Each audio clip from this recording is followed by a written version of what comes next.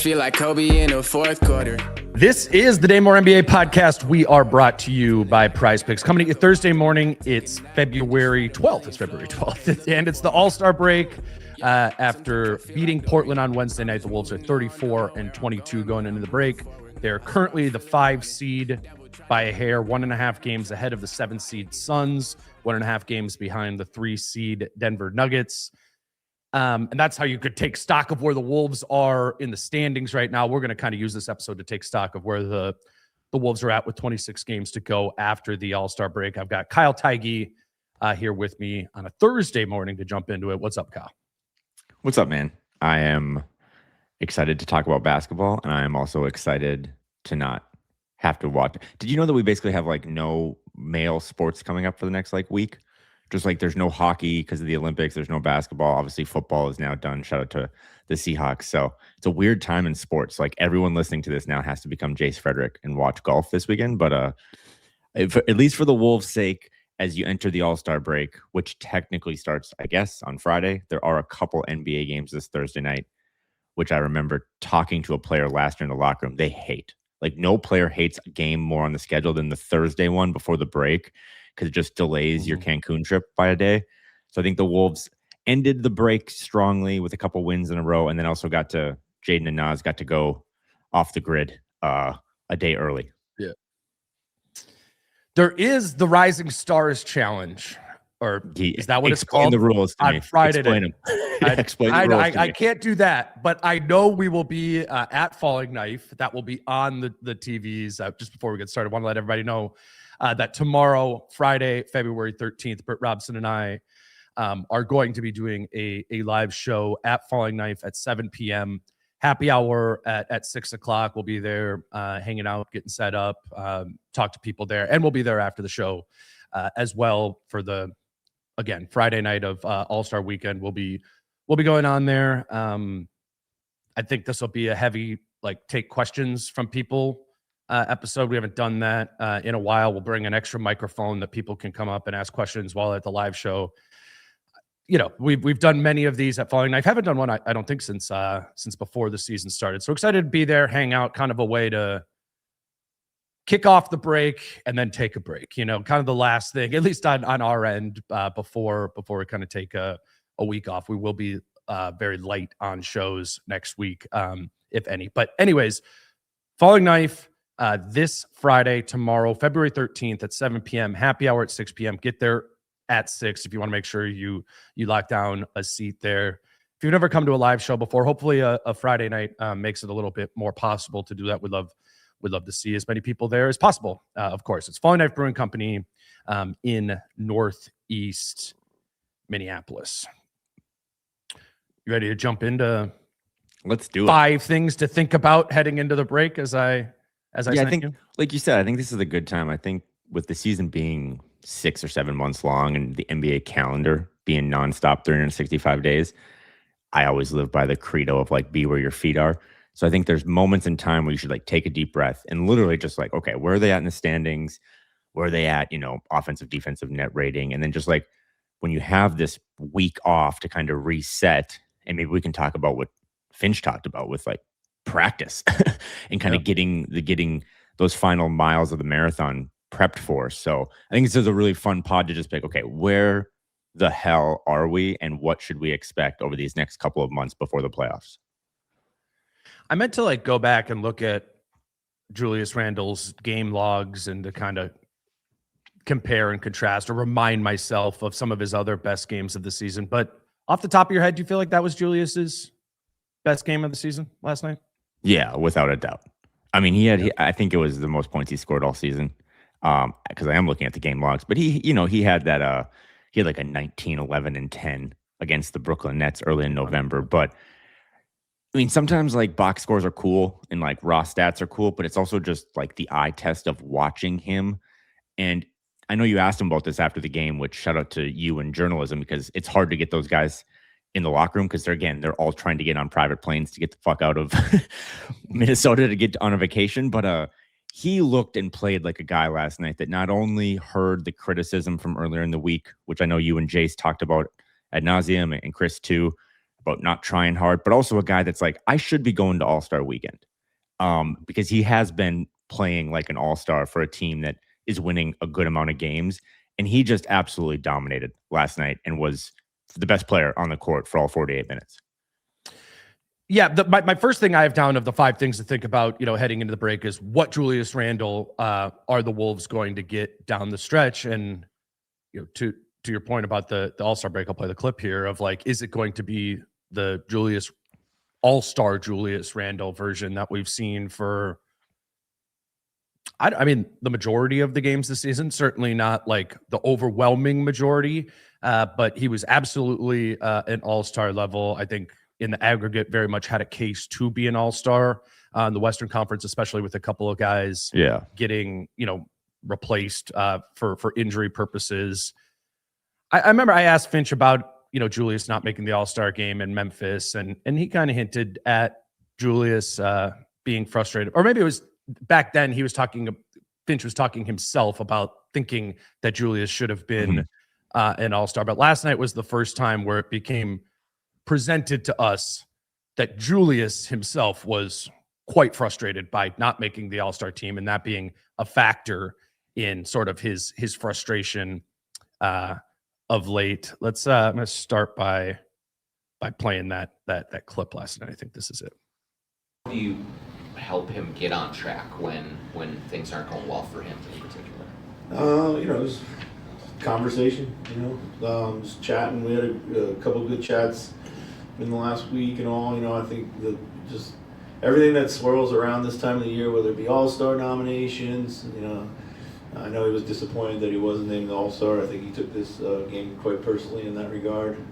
I think, of course, all the trade chatter affects every one of these guys. I just had to kind of shake it off. And, Julius is a guy who plays with hits hard on his sleeve.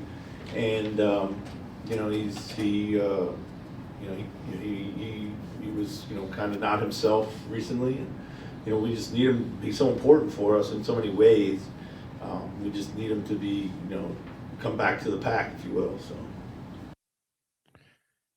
did you were you putting together that prior to the game? Obviously, what Finch is alluding to there is Deni Avdija made the All-Star team in the West, and Julius Randle did not. And he played against Deni Avdija in the Portland Trailblazers last night and has his best or one of his best games of the season. I don't know. That missed me, going into the game. And afterwards, I'm like, of course, yeah. Well, hand up on this one, because actually, yes, because I'm stuck out here watching the Blazers broadcast for these games.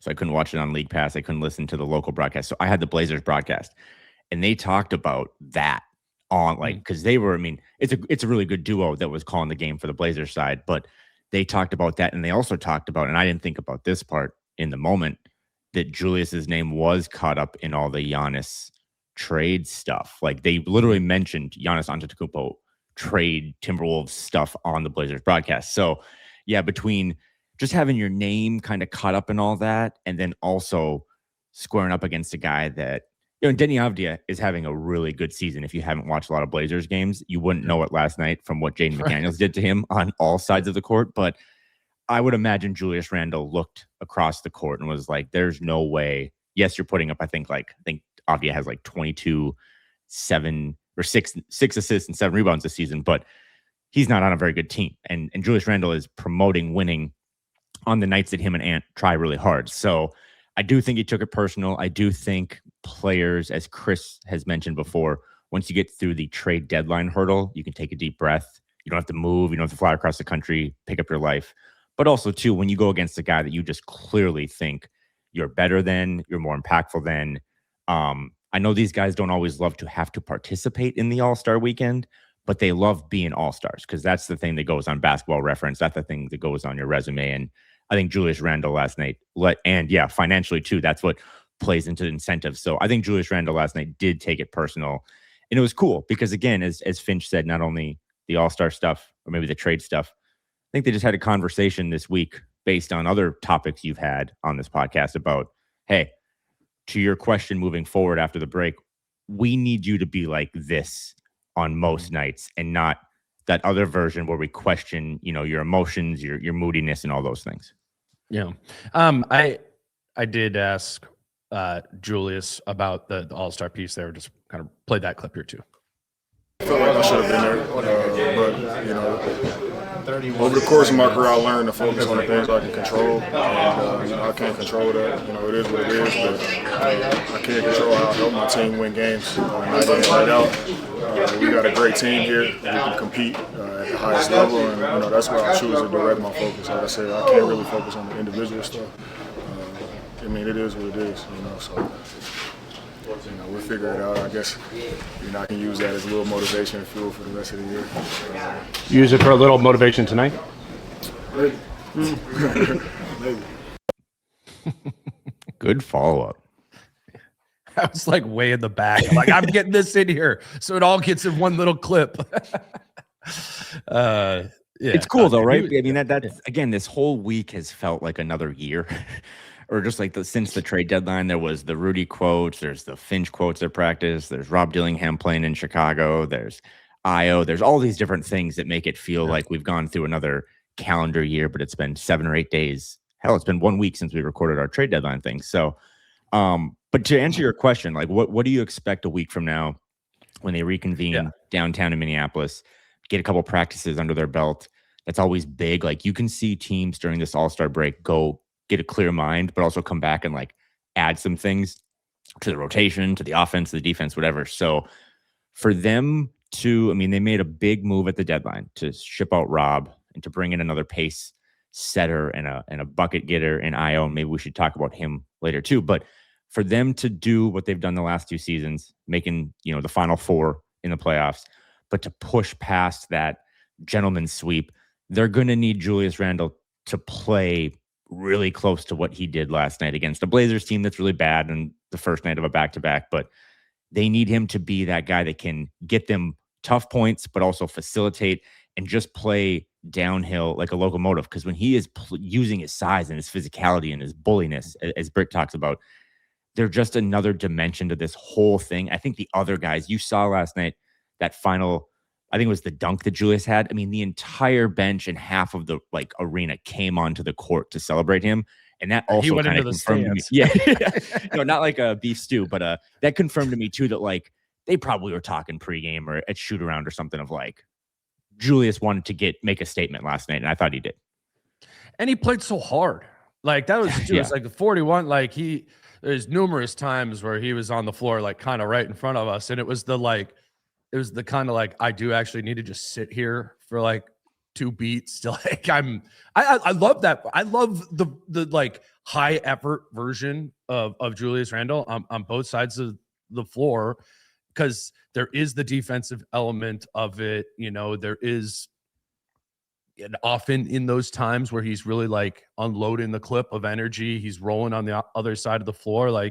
If you can strip down any sort of biases you have towards frustration you might have for him in not those situations, what wasn't to about that performance right there, and what's to, I guess the question is, what's to prevent you from believing in that version coming 80-90% of the time the rest of the season? And again, to the question, what do we expect from him down the stretch?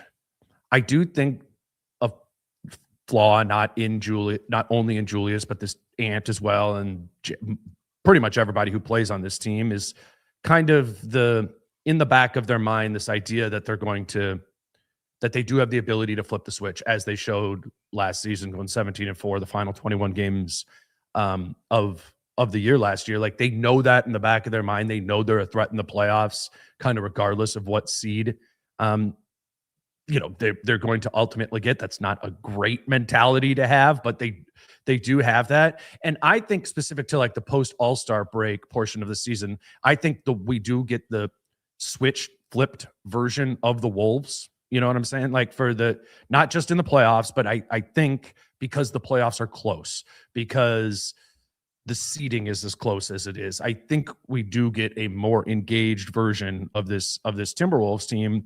And to that end, You get a more engaged version of Julius Randle, which means you get a significantly better version of Julius Randle, which looks like last night. I would definitely bet on Julius Randle's final 26 games of the regular season to look a lot more like the first 26 games of the season from him than this most recent chunk of 20-25 games that he hasn't been playing at that same level. But he wants to, he wants to win. He wants to have the accolades. This is important. This is important to him. It's not him playing for a contract. It's playing for the hardware. It's playing for the reputation. And I think that is valuable to him. And when he can get out of his own way, as he's talked about mentally,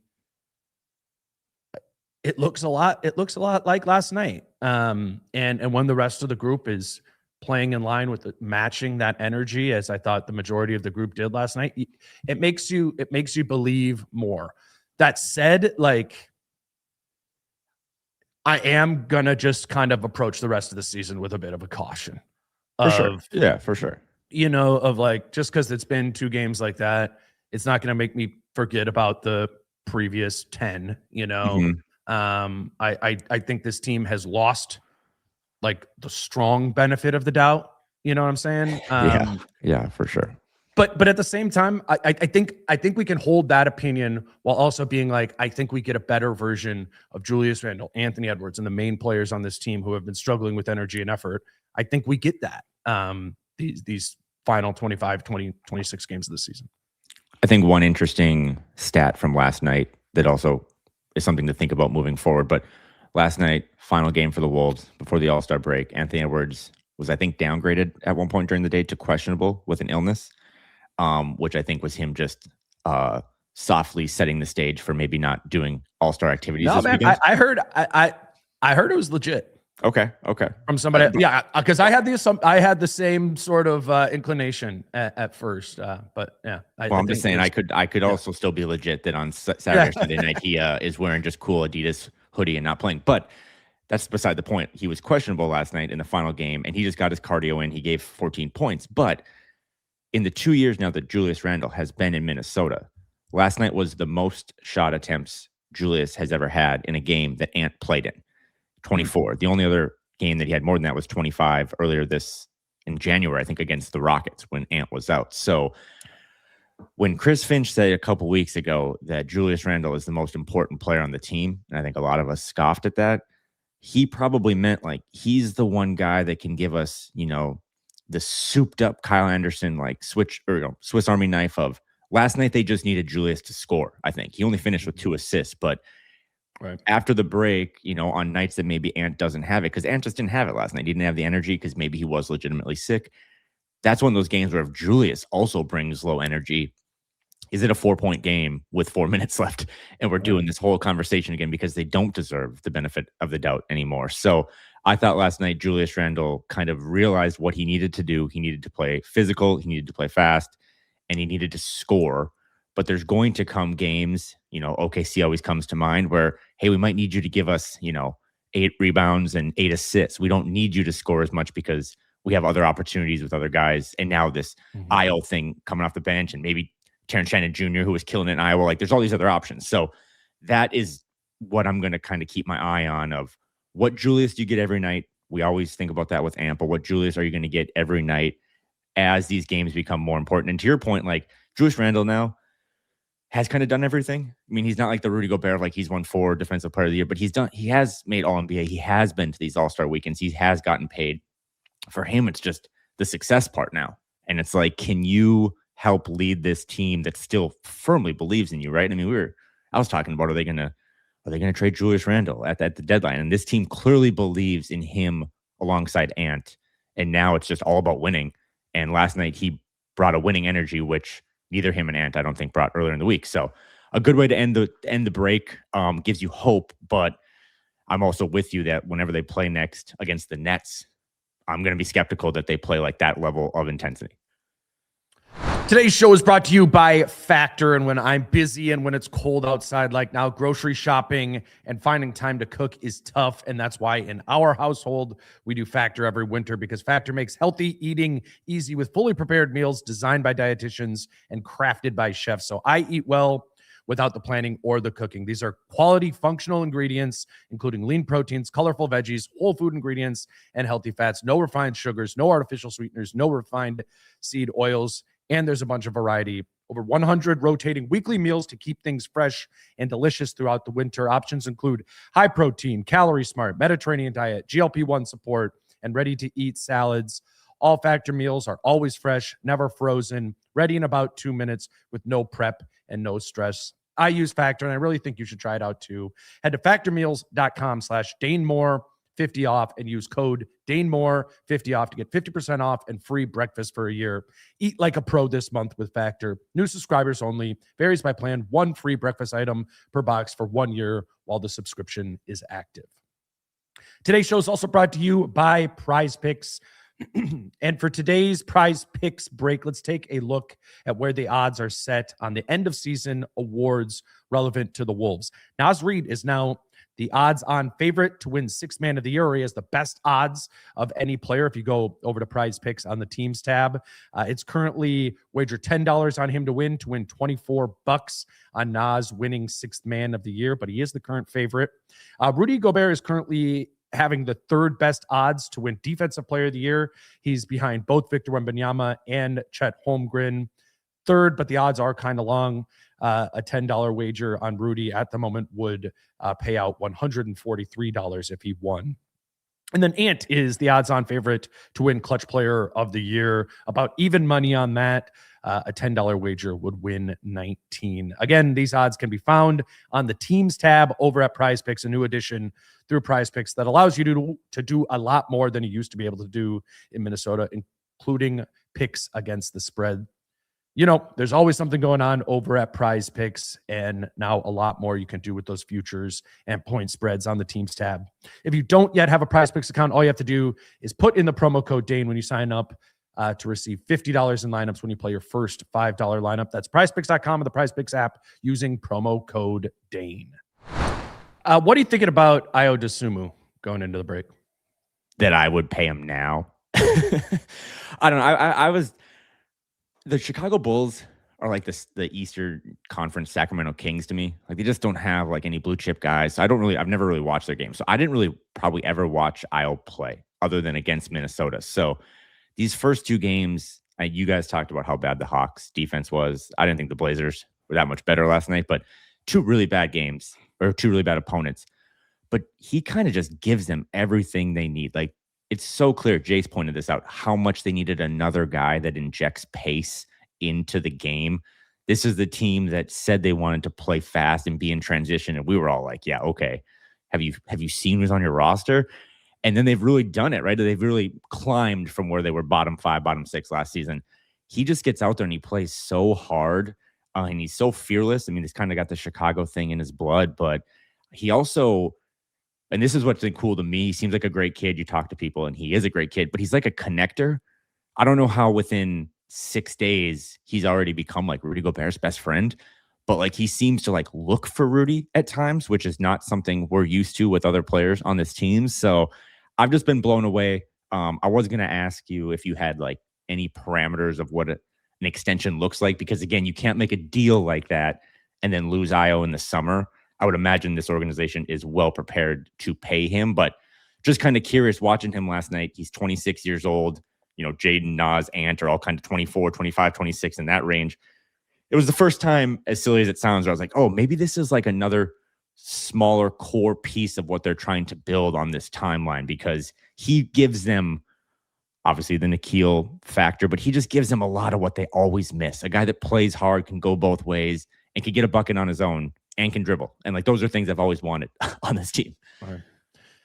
To the money point, I think it's going to surprise us as being a little bit more than we think. And that's mostly a guess.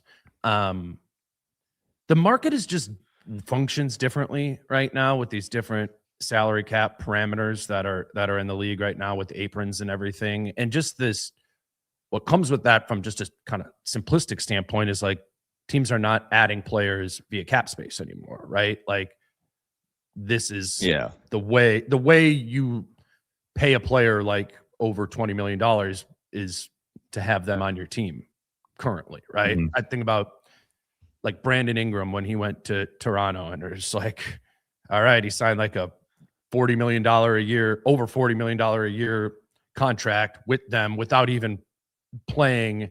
And you kind of go like, wait, who is going to pay you that in the off season, right? We kind of did that with Nas and Julius this summer as well too.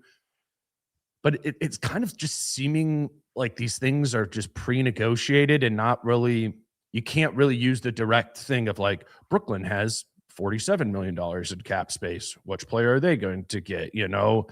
Charlotte has 27. What player are they going? It just doesn't really function like that. And it's the pre-agency thing you talked about last week. I say that all to mean it's like, it's hard for me to know exactly what the market factors are going to be in determining what Ayo gets. I was talking with someone else around the deadline about Walker Kessler and who works for a team. And I was just like, what do you think he's going to get? We're talking about the Jaren Jackson Jr. He's like, oh, over 30. I'm like, what? Over 30 million a year for Walker Kessler? It's like, yeah. And I guess some of that on the shock to me of that is like, okay, wait, I need to contextualize what $30 million is in this market versus previous markets and stuff like that. But I'd say that to attach to the Ayo thing, I think my number just off the top of my head, like right at the deadline, was probably around 15. Okay. But I think that's probably conservative. I'd take the over on 15 mil average annual value on what Ayo's next contract is. Probably closer to 20 than 15 would be just an educated guess without anybody having told me anything on that. But if it is 20, that's kind of your space beneath the second apron, and they can make other corresponding moves in the off season. Again, I just nothing against Nas, Julius, or Rudy, but I wonder if all three of them are on the team next season. Right? Like, is Baron J not going to play next year? Right? Like, if Baron J is going to play 15 minutes next season, not to do the Nas at the 3 thing again, but like, Nas either has to play at the 3 or like one of the bigs needs to not be on the team for that to happen. So I think the roster configuration is going to be different, and you freak out if, oh, Dane, you're saying 20 million, they're not going to be able to add anybody else without going into the second apron. Well, maybe some other corresponding moves happen, and one of the bigs is on a different team, and there's a little bit more space there. So I think even if that ends up being Ayo's market, the Wolves will do it for the basketball reasons that you laid out. I think we've learned that his skill set is very important in the context of this team, as Nikhil's was. I've kind of shifted away from Ayo being the direct Nikhil replacement and more like Ayo filling the gap that the sum of Kyle Anderson, Nickeil Alexander-Walker, and Mike Conley departing. Because it's not, the more I watch him, it's not exactly Nickeil Alexander-Walker. Right. But it is kind of like the transformer of slow-mo Nickeil and Mike as well, with some point guard chops there. Point being, they need this. They need this skill set on this team. And I would be stunned if Ayo Dosunmu isn't retained by the Wolves this summer, even if it does end up getting to 20 million in average annual value. I will say, style of play, he does remind me a little bit. I always wanted the Wolves back in the day when I was a kid to get Eric Bledsoe, and he kind of just has like that pit bull downhill mentality. I use ChatGPT a lot now for this whole dog thing, but ChatGPT did tell me that the max that he could sign, Ayo, not my dog, was 352. I have no idea if that's true, so I'm just putting that out there. That would be an extension. Okay, that would be an extension. Right? Oh, so I was kind of right. But that now number, that's what they could do now. Okay, so that number though is like what, 17 million? I mean, so to your point, it is a little over the 15 million mark. So the Brandon Ingram one is a great call, because when the Raptors got him, they did the pre-agency thing, brought him in. Basically, I don't think he played that whole season. then they signed him to a lucrative extension. And I would imagine that's what they do here because, again, you invested in him. Just, I know second round picks mean nothing. And I would imagine Tim Connelly never wants to have a second round pick again based on the scar tissue of what happened last year in the draft. But that plus the Rob plus the future picks, like this is a guy that they invested in pretty heavily. And I would imagine they see him as a long-term fit. And also, too, comes in and Chris Finch, who has been, controversial in how he allocates playing time. Ayo's come in the first 2 games, averages 29 minutes a game. Like he has just been plug and play. Like you are what we needed. You are what we thought we would get. You said Kyle, Nikhil, and Mike. I mean, to me, it's kind of like Ayo's giving them a little bit of what they thought TJ would give them, as well as Rob, right? Like the playmaking, the shot making, but also the ability to just get north and south and get to the rim. I think it's been a perfect fit, albeit at a pretty extensive cost to get him. Again, when you line up all the dominoes of the transactions. So great fit. I'd love to see him in more of competitive games. Like that's something in terms of what are you expecting after the All-Star break? I just want to see him play against a good team. Like I want to see how when it's not the Hawks or the Blazers, like I want to see him when the Wolves play the Nuggets or the Spurs. Like how does Finch go back to playing time with him? And then the Mike Conley thing is in the back of my mind too, because I watch this bench now that feels rejuvenated a little bit. Nas and Baron J's kind of stuck on the bench, but I don't see how Ayo should lose any minutes to Mike, and we're already kind of concerned about Bones losing minutes. So it's a team now that has 7.5 starters, in my opinion, and on a good night, Bones will give you 8. So that was my biggest concern leading up to the deadline. They addressed it, and now they have more options. And it'll be fun and interesting to see with a couple days of practice, which Chris Finch always harps on, like you never get time to practice during the season. If they give him more on his plate, right? Like, does he become a 30-minute a night guy for March and April? Because right now your brain would say no, but in these first 2 games, that's what he's gotten. Yeah, it's been Finch has said numerous times in the media availabilities we've done about how he feels like he can play him in any lineup combination. Right. And part of that is because he plays both sides of the ball. He's a shooter, so it's not a non-shooting. Like sometimes you just, even with Nas, like I think stylistically, Nas at the 4 or 5 can play with anyone, right? It fits in a lot of different lineup combinations, but there's obviously a hesitation to play him on the wing. Like Nas's minutes are 99% coming from at the bigs. Like Ayo, I think Finch goes, whoever's out there, again, like he would with Kyle Anderson 2 seasons ago, like this isn't working, Kyle. He can go, this isn't working, Ayo, and just be able to play him in any sort of context, whether it be like at the 1 or even if they go small, like in a 4 sort of guard/wing lineup with just Nas, Julius, or Rudy out there. Like I think I know what do you say is 29 minutes a game he's averaging thus far. Part of that they wanted to just play him a ton before the break to get as much tape, get as much exposure as they could to him. But I don't think that dips because what they've even seen in this small sample size is a player that they feel confident of there being no restrictions for who he can play with, which I said Nas before. Maybe the better example is like Baron J. Mm-hmm. We can all want Baron J to play while also understanding like 32 minutes a night he can't play because Rudy's out there. Mm-hmm. Like you those are off. That's black. Like there's the Baron J can only play when Rudy's off the floor. That's intuitive. It's not it. I think Ayo Dosunmu could play any of the 48 minutes, including starting, if one of the main guys is injured or, out for rest or something like that. I'd assume Ayo's average minutes per game at the end of the season in his Minnesota time is about the same as Nas's, high 20s. And I don't see that being curbed at all. Which is interesting. Again, 2 games, small sample size. But in the first 2 games that Ayo's been here, he has played more minutes each game than Nas Reed and has played more total minutes than Dante DiVincenzo.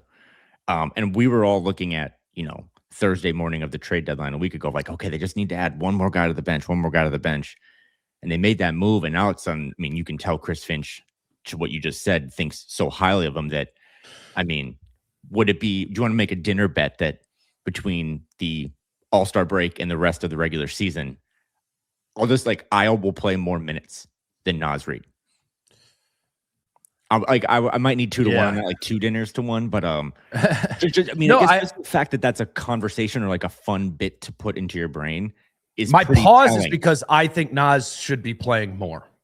I think he should have That's been not how playing dinner more. bets work. Yeah. But you're no, right. I'm You're just right. saying that's what makes me go like, I would like to see Finch come to that conclusion as well, that Naz has the ability to, be getting it into the 30s, but maybe just to the positional fit point, I think you might be right. Sure, I'll take Naz. You get Ayo. I'm not giving you 2 to 1 though. It also kind of playfully calls bullshit on some of the things we heard in like January about roles and minute allocation and stuff, because Mike was obviously getting a lot of minutes and maybe more minutes than he should have. But it's like, we can only give Jalen 6 minutes tonight, and we can only give Rob the ability to sit on the bench. And it's like, then they go get Ayo, and it's like, here's 30 minutes. Like, we'll downshift Dante's minutes, we'll downshift Naz's minutes, and maybe to your point, they just wanted to throw him into the deep end and just try to get a lot of tape so they can start to break it down over the break. But they clearly had the ability to give guys good playing time that deserved it, and he seems like so far he deserves it. So he's someone I'm just fascinated to watch more and more of, because again, to the pace thing, I mean, when they get stops, they just get out and they're looking for throw aheads, and he has the ability to play make, but also just get to the rim. It's been really fun so far this first week. No, absolutely. I mean, the fit is the fit that we thought it would be. I had excitement and thought this was a really logical piece to add, and none of that has been extinguished at all after seeing 3. Even in the first game, he wasn't very good.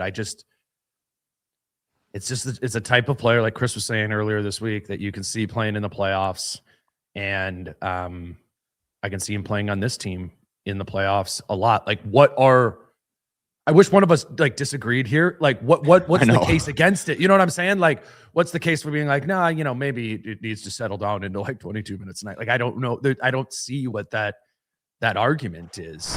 Today's show is brought to you by Mando, and I've switched it up. I am now using Mando's deodorant. I've been using the solid deodorant stick from Mando that is formulated and powered by mandelic acid to stop odor before it starts. I wasn't sure where the difference would really be in changing deodorant, but I've really actually noticed a difference in that this one doesn't wear off like other deodorants I've used in the past do. Mando is also designed to be a full body deodorant, so you can put it anywhere, even on your feet. Maybe get a second stick for that one. But really, it's not just our armpits that need to be deodorized. If you do want to try America's #1 whole body deodorant formula right now, you can find them in Walmart, Target, and other retailers across the country. And for the best deals, you can go to shopmando.com. Some men mask their BO with sense. Mando men get the job done right. Don't mask it, Mando it. Available in retailers near you, or head to shopmando.com, because for a limited time, new customers get 20% off site-wide with our exclusive code. Use code DaneMoore at shopmando.com for 20% off site-wide and free shipping. Again, that's code DaneMoore at shopmando.com for 20% off site-wide and free shipping. shopmando.com. Please support our show and tell them we sent you. Today's show is also brought to you by Thrive Market. And when we're ordering groceries, we are using Thrive Market membership to get groceries delivered straight to our home. And I love it because it only costs $5 a month.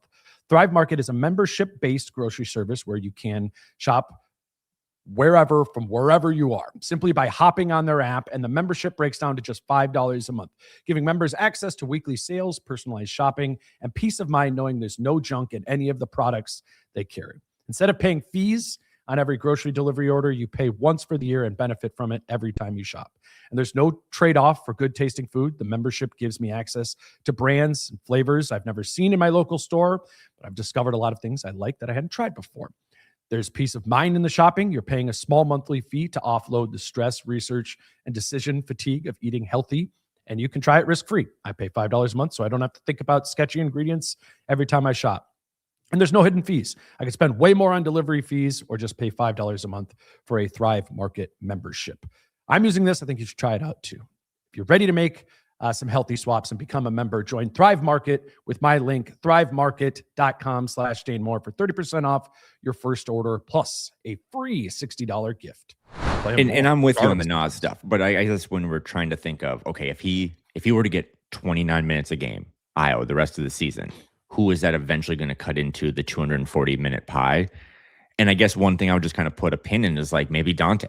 And Dante was the guy that was like the plus minus darling those first couple months, and the guy that would die for loose balls and play good defense and do all these things. But maybe they kind of dialed down his minutes a little more, whether they're trying to save him for the playoffs or whatever. But if I was going to play 29, 30 minutes a game, multiple people are going to get cut. And we're already kind of assuming that if and when Mike Conley's brought back, he's not going to play, or at least that's my assumption.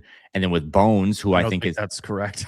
and I guess that's like maybe the fun way to pivot and go to another topic is like, if Mike comes back after the break, sure, we can do and that. is back in the rotation, what the fuck? Like, what, where does that? I mean, does he just cannibalize the Bones minutes then? That seems like the easiest low-hanging fruit, but that doesn't seem fair because I think Bones, you were right, I was wrong. Like Bones and Ayo just do, I think, vastly different things. I think they look at Bones as, dollar store ant and can do some things and shot making and spot up, and Ayo's more of the pace setter and stuff. So I just can't imagine Mike Conley's going to get back on the court. And it sounds like by all sources he's coming back. But if he does, that's going to be a wrench that I just am not mentally ready to figure out. And I don't know what that's going to look like. I haven't been told anything on that. Just going off of how Finch used him previously, which was obviously before they had Ayo. There was a outsized reliance on him that highlighted the positive things that Mike does and overlooked some of the positive things that Bones did, right? And I think there's going to be probably some of that when this comes back around. And I've loved what I've seen from Bones, for the last couple months for sure, and especially next to Ayo, like that might be the case alone. Is like if they're going to be playing in the backcourt together off the bench, like I think they need each other to have two guys who are really playing with. I think that kind of those things build off of each other. It's good that Bones has been like the one guy on the team that's ran all season. And they've benefited from that, but you're kind of seeing that the value of that be exponential when there's a second guard out there to run with him. But there are limitations to Bones, and I do think that the limitations that Bones does have are the few things that Mike can still do. So what that makes sense. That piece makes sense to me. The piece that doesn't make sense to me is it's like, what if Bones played 9 minutes last night? So how are we going to split that pie? All right, 6 minutes to Mike, 3 minutes to Bones. That's the same thing we were talking about with TJ and Rob at the beginning of the season. Like, I don't know. Just what are you going to ever get from a player? What can you expect to get from a player when they're getting single digit minutes, period? That's just, that's hard to do. So I don't know what exactly that's going to look like. I would throw in the addition of a buyout guy probably happening. That's another sort of wrench in that. TJ, played for Iowa, has played 2 games for the Iowa Wolves. Sounds like he's going to be back after the break. That's another guy who every game he's been healthy for this season, he's gotten rotation minutes in. Like, there is a little bit of an oversaturation of, I think there's going to be a little bit of an oversaturation of low-end bench guys, end of the rotation guys on this team. And some guys are going to get pinched. I think Mike DNP's a lot more at a higher rate than he did previously. But I don't think he's not going to play. I don't think Bones is never going to play. I don't think TJ's never going to play. And if they get a legit buyout guy, I don't think that guy's going to never play. So it's kind of, the team went from your 6.5 good players thing, which was right, to kind of like, we could get to a point where there's like 11 decent hockey guys subs Yeah, Olympic hockey stuff. I mean, it's such a great point you make, and that to me, the Julius Randle piece, your first question of like, what are we going to get in the rest of February, March, and April leading to the playoffs from him? That's probably the biggest barometer because I think you know what you're going to get from Amp, but when Julius is all-star level Julius, it's just a different team. I mean, I just think you know a little more what you're going to get from Jaden defensively and Rudy defensively, but I think this rotation thing will be something you talk about 4 times a week on the show because I know I got a little pushback, but when I said that coming into this season, this organization felt like TJ could be a 17 points per game guy, like that was how they felt. And I know that there's a lot of people that are really excited now about him coming back. And to your point, when he's healthy, Finch plays him, unlike, Rob or maybe some other rookies. But even during all this chaos and Mike's out and Ayo comes in and Bones is playing really well, Jalen Clark plays every night. You know what I mean? It's like, and I don't think that's going to happen either, but he must have a little something that he's getting 6 minutes a game. So yeah, all of a sudden you're going to wake up next Thursday or Friday and this team's going to have 11 guys that either deserve minutes or have gained somewhat of the coach's trust to get subbed in. And I know you can't substitute your way to a championship, but they're going to have to find the smart ways to substitute here because overnight, basically, this team now, through getting guys healthy or whatever, I mean, when I say 10, 11 guys should play, I'm actually not including Berenger. And he's looked good in limited minutes. So I would imagine that every loss this team has between the middle of February and the end or the middle of April will be people yelling about Chris Finch's rotations, which are impacted sometimes by Pablo and Mike and or other guys. But I'm fascinated because why would Mike Conley, back to the Mike thing, you asked him in Memphis, you want to keep playing? And he's like, yeah. He's got a 4th kid coming. Like, I bet he wants to be in the gym all the time. Why would he sign back here when there's teams that could use him even at a lesser level? Point. Like I always think about Houston.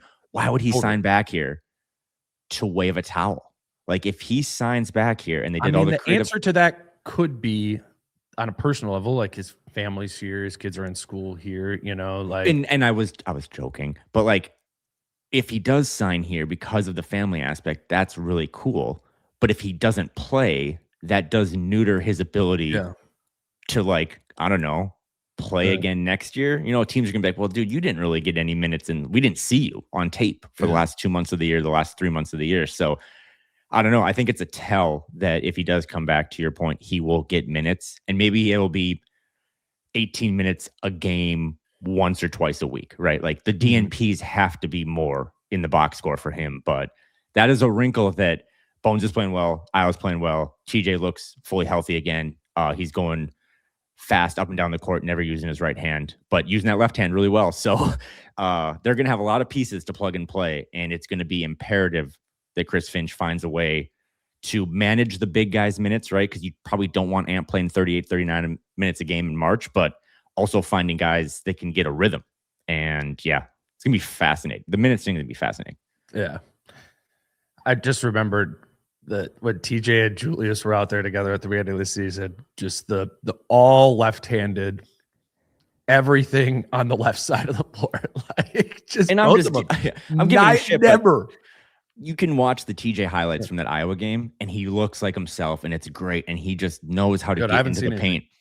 Yeah. But it's he will get to the right side of the rim, and it's still a left-handed finish or like a left-handed kind of like throw it off. It's just that has to be developed this summer because it would open up so much of his game. But it'll be interesting to see if the time off. I know he's not a vet, even though he's a little older. If he, like every other player that's missed time on this organization, has said, I learned a little bit more of what they need from me or what I can do.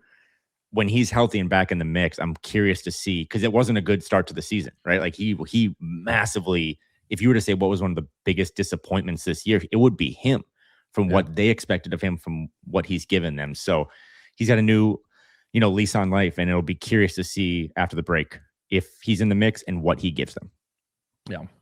So we can hit a couple more. I'm going to move over to my next thing I'm thinking about heading into the break. And, the Wolves are down the standings a bit. And, I've talked about, and I still hold the opinion of, I think it's really important for all these good teams in the West, the Wolves included, to get up to the 3 seed. I just think that's, and especially the top 2 seeds, I think then you kind of get a free pass or a freer pass through the first round rather than needing to like do a hellish matchup in the first round, second round, and third round as you would need to do if you're the 4, 5, 6, 7 seed, right? So it's been kind of I say that to mean it's been kind of disappointing how far we see the Wolves have dropped in the standings.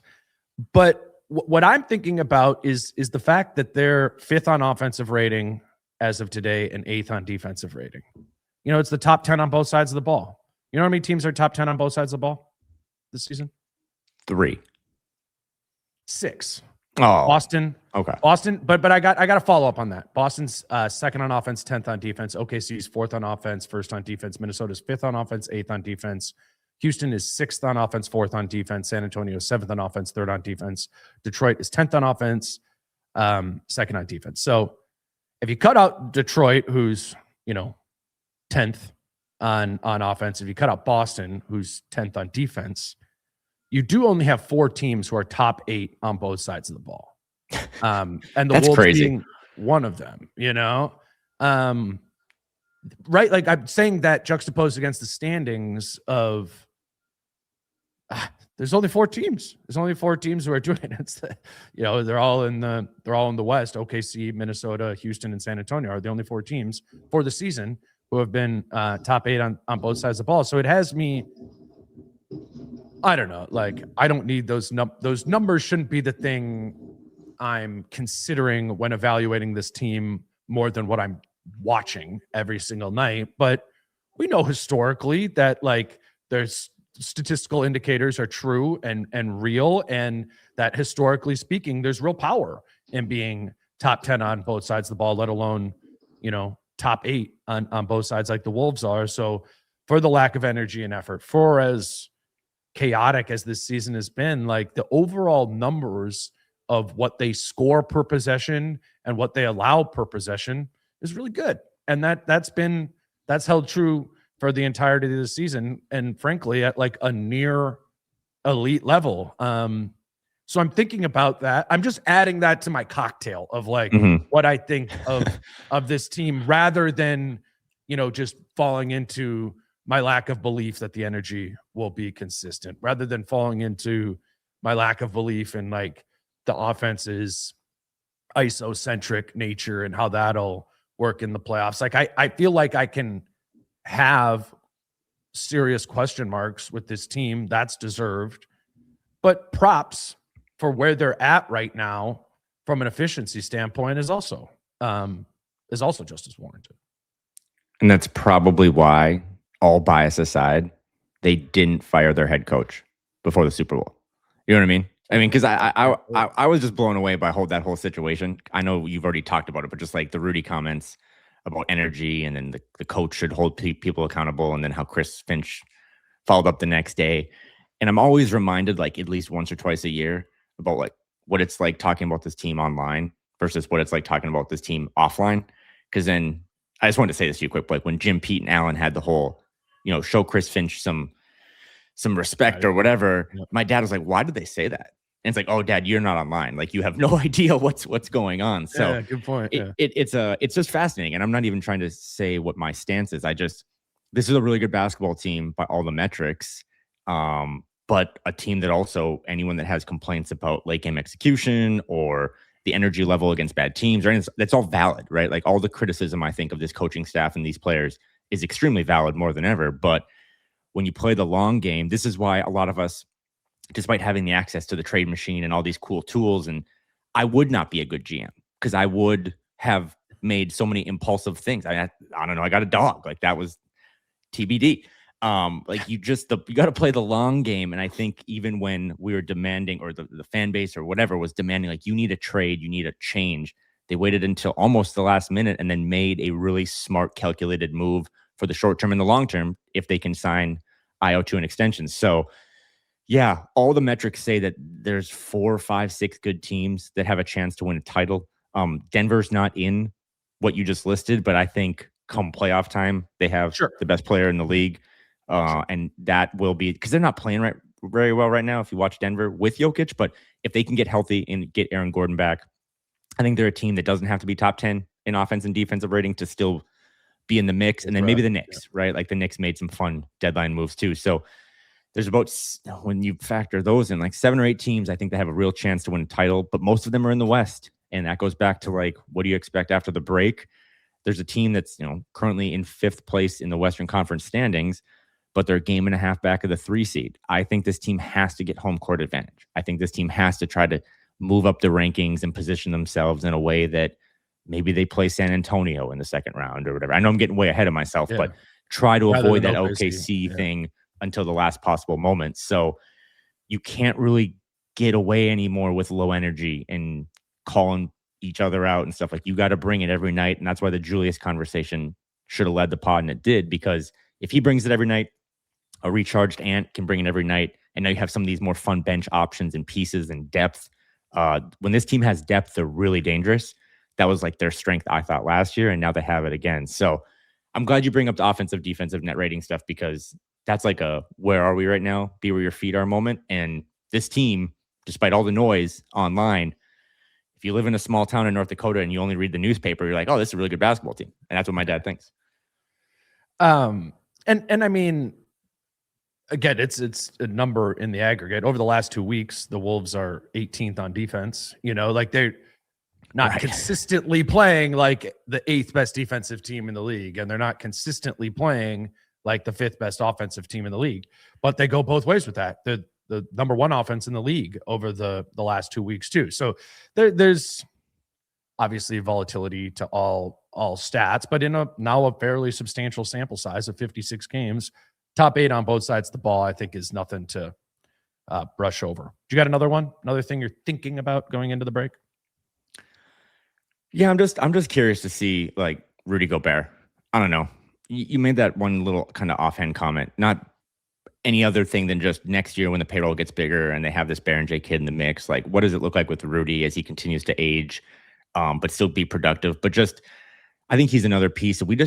I feel like we haven't talked about Rudy Gobert much this season. We had that week or two where his defensive player of the year odds like drastically dropped, and we're like, hey, keep an eye on this. And I still hold that ticket, but I just think he's kind of been an afterthought because of all the other topics we've talked about. But they're going to need him to kind of dial back the clock a little bit and be a really impactful force. And to the point that you just said, like, over the last 2 weeks, the defense has been bottom 3rd in the league. And that's not, whenever you hear them do, like Tim Conley does like a press conference or whatever, or Ayo comes in, like, they still reference being a defensive minded team and a defensive, like, that's their identity. And it still, to me, does start with him. As good as Jaden can be, as good as some of the wing guys can be, Rudy Gobert is going to have to be a defensive force to compete with the Houstons and the San Antonios and the Oklahoma Cities. And I'm just going to be pretty fascinated to see by what his last 25 games look like after the break. Yeah, no, I'm with that. And Rudy is like both a very consistent player in what he brings night to night, but also does like kind of spike up, into like a different level of player, especially defensively, where he becomes a problem for the opposing offense. And in those times, he's often a real significant part of the Wolves offense as well. Those things do kind of play on each other with Rudy. And the best example of that, I think, is the 23-24 season, when he was here and the Wolves had the number 1 defensive rating, and Rudy had this extra gear that he could get to. Remember, it was like in fourth quarters, end of games, like Rudy Gobert won them games with not just a defensive stop, but like stopping the opposing team from scoring in clutch time. And he still tapped into that gear from time to time again, but I've used the term spike because it's not as frequent as it was 2 seasons ago. And that makes sense a little bit. He was 31 2 years ago. He's 33 now. What level of consistency is reasonable to expect from a guy in their mid-30s, especially a guy over 7 feet tall? But it's important for the rest of the season to see how often you get that best version of him, because I think that will be indicative of what version you're going to get of him in the playoffs as well. Mhm. Because this team definitely is going to need that from Rudy Gobert in the playoffs. Like, they can't do the thing where they just go, other teams playing 5 out, other teams going small. Rudy's playing 22 minutes tonight, and it's going to be tons of Nas and Julius. Because while I think Ayo is going to help those minutes, we know there's fundamental flaws on the defensive side of the floor in the Nas and Julius lineups. Just as there's flaws in the Rudy lineups as well, offensively, like it can bog down at times. My point is like they need the best version of this team needs all the configurations of their front court to work. Rudy and Julius, Rudy and Nas, Julius and Nas, like all 3 of those towers for the Wolves like need to be towers, and I think that's I wouldn't have brought up Rudy. I didn't write it down in my notes of that at all, but that's on this topic at all. But you're right. Like, he's someone we brush over. And he, like Ant and Julius, who we've been talking about so much, and like what they're doing is holding him back, or what they're doing, it leads to the ceiling. Like, Rudy's the 3rd best player or the 2nd best player. Julius, like it is a top 3 of guys. And we have focused so much on Ant and Julius, probably because Rudy put the focus on Ant and Julius a week ago. But what's he going to be? Yeah. And again, we were talking about the Ayo contract extension this summer, and you brought up the point where you're not going to be able to just pay everyone. I mean, that is the reason Nickeil Alexander-Walker gets a tribute video, is because you can't pay everyone. You got to let some guys go. And I'm always just thinking back in my mind of what does the Rudy, long-term thing look like? Because when he signed that extension, he took a little bit of a pay cut to kind of fit it in, or to get more years at a lower number. Which makes him more tradable too, like it's helped this team this season, but like him at 35 if somebody's trying to trade for a center, this summer, he's up there on the top of all those teams' lists, right? Of like, oh wait, Rudy Gobert's gettable, like, and vastly different than a Vucevic or a Zubats or whatever, but like teams are getting bigger again. And I think Zach Lowe made this point on his pod the other day, is like teams are actually looking to get more size to defend these teams that are going big with two bigs and stuff. So I'm not saying Rudy Gobert is like on the trade block or any of that stuff. If you get into another playoff situation where Rudy Gobert can only play, to your point, 22 minutes a game, I wonder if that starts to, totally. You have these 3 bigs in Nas and Julius and Rudy, and by all accounts, the organization thinks Julius is the most important player. So like, is this a big next couple of months for him? Because when we talk about trading Julius, you have another 4 that can slide in. I know you want him to play at the 3, but like you have another power forward in Nas Reed. Well, the Rudy Gobert stuff, when it didn't work at times here, there was no backup, right? Like, shout out to Luka Garza, but like there was no pressure coming up. There was no young pup, as the front office has said. Well, now you have one. And if he gets played off the floor in the first round or the second round, you know what? Maybe we'll just take a defensive impact, but we'll cut so much cost on our books by just playing the young kids. So I think that's fascinating. And also, I just wanted to bring up Rudy Gobert's name because I did love the way he kind of called out people in that post-game thing, and also very concerned about the free throw shooting. I know that's minor, but I think he got up over 50% last night. Awesome, man. That is heads or tails. But he's a 63% free throw shooter on his career. And he has shot, I think, for 11 straight seasons, 10 straight seasons, like 60, 62, 64, 69. Last year was 68. He's 50% this season. The worst mark since he was a rookie in 2013, 2014. We shot 49%. I know it's not high volume, but I mean, it is like 4.5 attempts per game. And in the playoffs too, like, yeah, that's just something. Congrats on getting to 50%. But again, that's a coin toss. It's got to be. I'm concerned about that because that's one of the reasons that you would play him 22 minutes a game and spiral the way I just did of like, if he goes 1 for 8 from the free throw line, I also think that just kind of for a team that is very vocal about being moody, Rudy going to the line and that's your offensive possession and he goes 0 for 2. I think it gets in Ant's brain. I think it gets in Julius's brain. I think it's like, God damn, that was our possession. 2 misses from the free throw line. So that's going to have to be something. I know he takes hundreds of them a day, but after he gets back from a warm climate, he's going to really have to lock in on that because they need the 60% guy, not the 50% guy. Well, I mean, when we do talk about Rudy's value, we talk about him on the short roll, and we've like commended like him being able to do more stuff like 8 feet away from the basket, whether it be, you know, simple passes or like one-step finishes. We also commend his offensive rebounding. Like those are the things, right? Like where obviously on top of his screening, which is very important, but like I'm talking about ball in his hands, on the roll, on offensive rebounds. If I'm coaching against the Timberwolves to my players, I'm saying Rudy in these, if Rudy gets an offensive rebound, you know, foul the shit out of him, you know, right? Like that every time that offensive rebound, like take it, you know, because if you don't, you know, it's going to be a dunk a lot of the times there, or it's, I mean, you know, he's fumbly, but the percentage is the percentage that he shoots. Like he does have a good field goal percentage.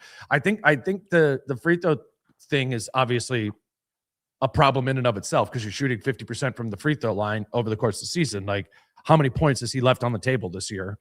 But I think functionally in a playoff series, Rudy has to be able to give you something offensively, and he's grown his skill set of what the things are that he can do in those spots.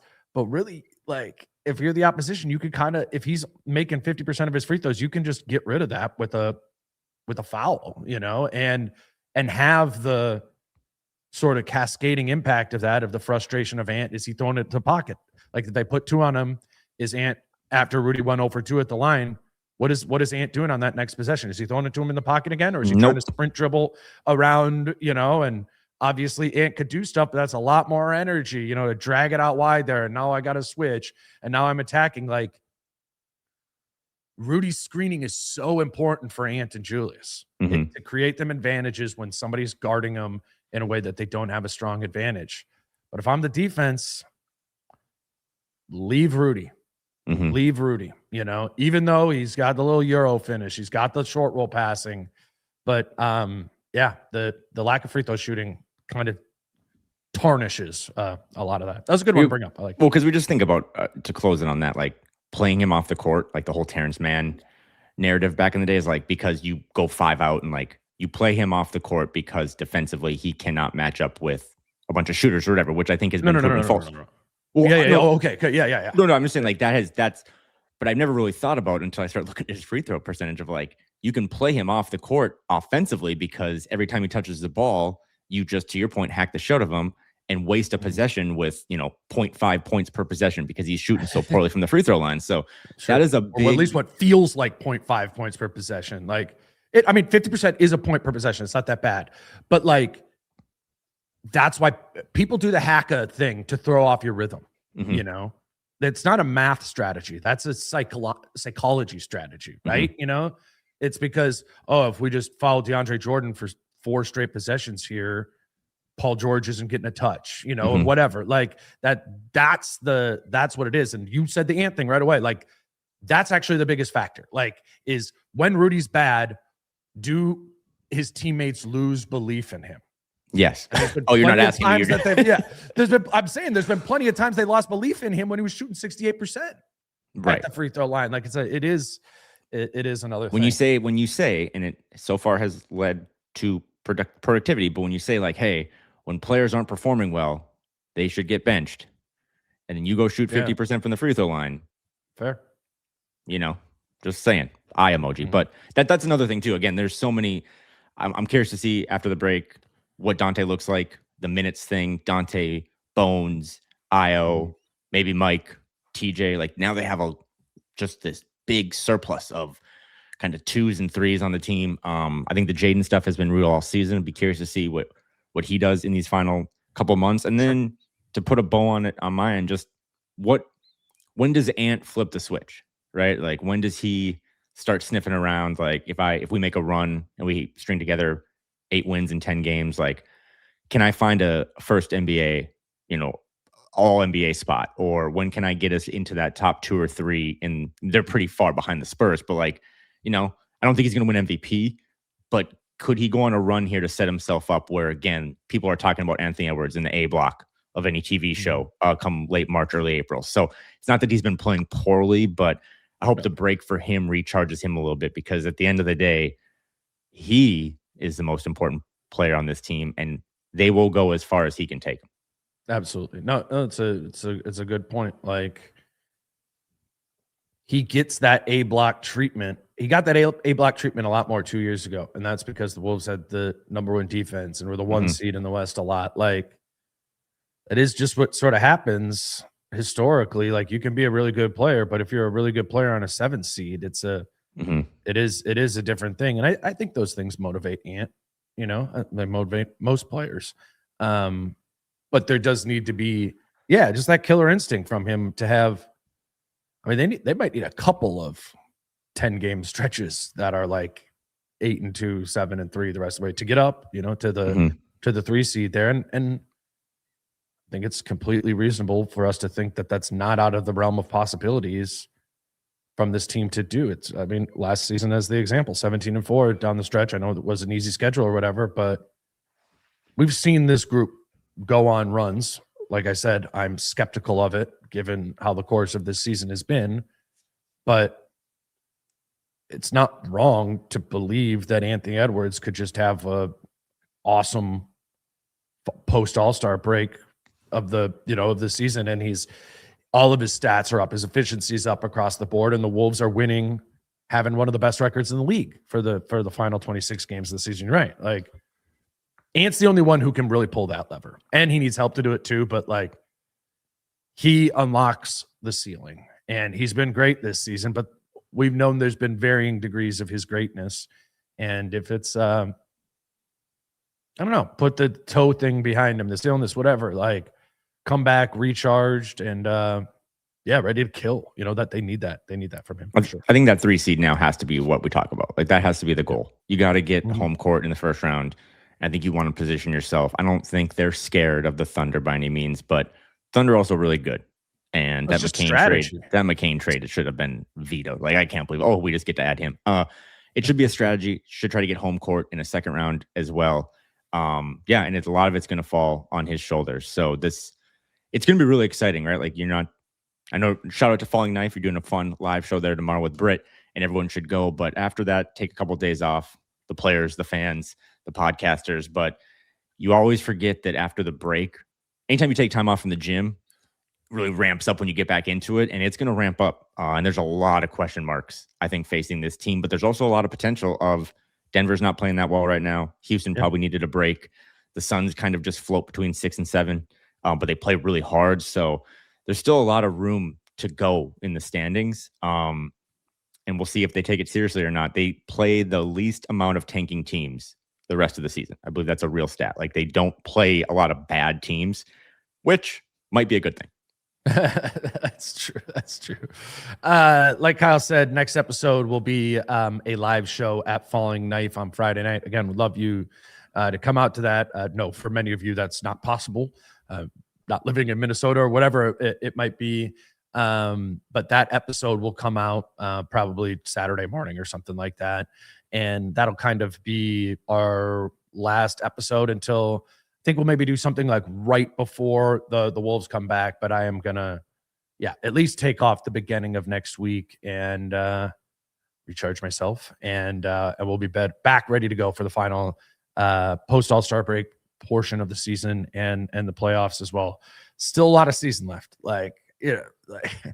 End of May is a long where they've gone the last 2 seasons. The end of May is still a ways away, and I love this time of season. So it's gonna be fun. It's gonna be fun to lock in one more, like you said, one more live show at Falling Knife. That'll be the next episode. But until then, he's Kyle. I'm Dane. Peace out. How I'm feeling, man, I hope it never stop, Green and hot so you can find me in the crowd, Don't let standards ever